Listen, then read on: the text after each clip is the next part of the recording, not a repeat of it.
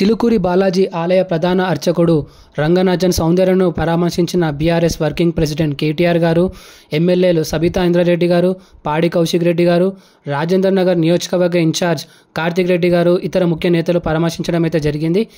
మీడియాతో అనంతరం కేటీఆర్ గారు మాట్లాడుతూ, ఈ దాడికి పాల్పడ్డవారు ఏ ముసుగులో ఉన్నా వారిని కఠినంగా శిక్షించాలని, భవిష్యత్తులో ఇలాంటి ఘటనలు జరగకుండా చర్యలు తీసుకోవాలని కేటీఆర్ గారు మీడియాతో అయితే కోరారు.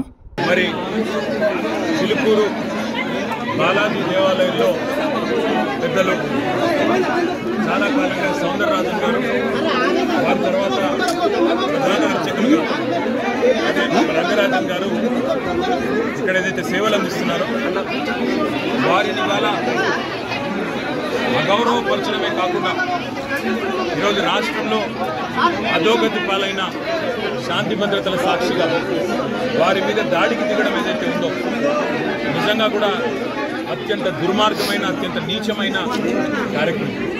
ఇది ఎవరు చేసినా, ఏ పేరిట చేసినా, ఏ ఎజెండాతో చేసినా శాంతి భద్రతల విషయంలో మాత్రం ఉక్కు భాగంతో వ్యవహరించాల్సిన బాధ్యత రాష్ట్ర ప్రభుత్వం మీదనే ఉంటుంది.